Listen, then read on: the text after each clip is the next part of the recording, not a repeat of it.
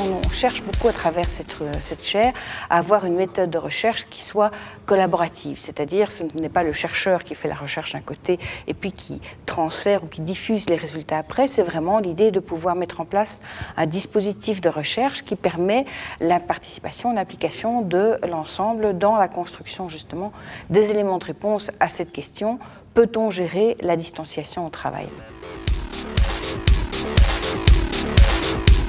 Effectivement, il existe une distance qui est plus ou moins variable pour chacun des collaborateurs entre son job et lui-même, entre la façon dont il va s'impliquer et lui-même. Mais avant toute chose, cette distance et la façon dont il va mettre le curseur entre les deux, c'est une problématique qui lui est propre, qui est individuelle et qui va vraiment dépendre de données qui sont professionnelles comme personnelles. Donc c'est d'abord une question individuelle. Ce qui est ressorti du travail qu'on a pu faire également au niveau de la chaire, c'est que même si c'est une problématique qui est individuelle, nous avons au niveau RH, mais surtout au niveau du management, la possibilité d'influencer cette question et de permettre aux collaborateurs de plus ou moins bien se distancer par rapport à ce que nous attendons de sa part et par rapport à ce que nous pouvons lui offrir. Un salarié ne décide pas d'être proche ou distant de son travail.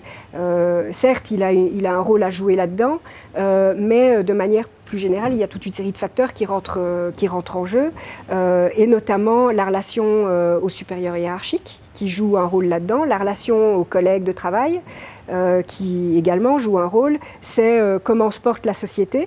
Est-ce qu'elle est en pleine forme, je dirais, ou est-ce qu'au contraire, elle a des difficultés économiques? Est-ce qu'on a un climat social, relations sociales, donc syndicat, employeur, qui est au beau fixe, ou est-ce qu'au contraire, justement, on a un certain nombre de problèmes? Donc tout ça va rentrer dans le fait que le salarié va mettre en place une distance qui est correcte par rapport au travail.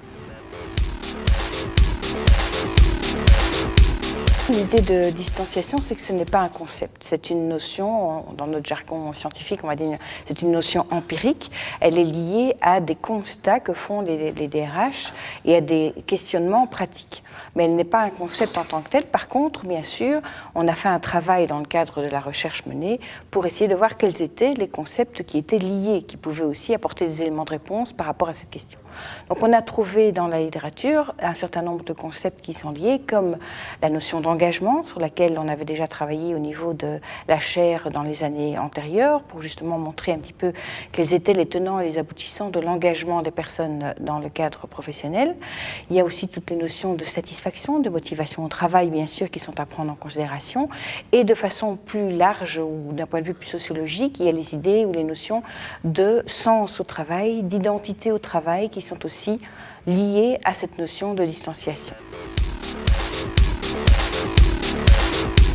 Ce n'est pas tellement la distanciation en tant que telle qui est un sujet dans l'agenda, c'est plutôt les conséquences qu'elle peut avoir, donc, et les conséquences négatives. Donc, une trop forte distanciation, ça mène à des problèmes d'absentéisme, et une trop faible, ça mène à des problèmes de burn-out. Les travaux ont permis de mettre en évidence que justement le rôle du manager de proximité était essentiel dans cette gestion de la distanciation. Bien sûr, il n'est pas tout seul, il n'est pas tout seul responsable de cette distanciation et il n'est pas tout seul acteur pour pouvoir gérer au mieux ces distanciations. Notre objectif, c'est également de sensibiliser l'ensemble du personnel pour qu'il soit bien conscient de la responsabilité qu'a un manager. Un manager n'est pas qu'un expert technique ou un référent technique dans une équipe. Ça doit d'abord être quelqu'un qui a vraiment des aptitudes et des compétences en people management. Et ça, c'est quelque chose où on s'est rendu compte que nos collaborateurs n'en sont pas toujours conscients. Donc c'est important de leur expliquer et de leur faire prendre conscience de la richesse d'avoir un management adéquat qui les prend en charge.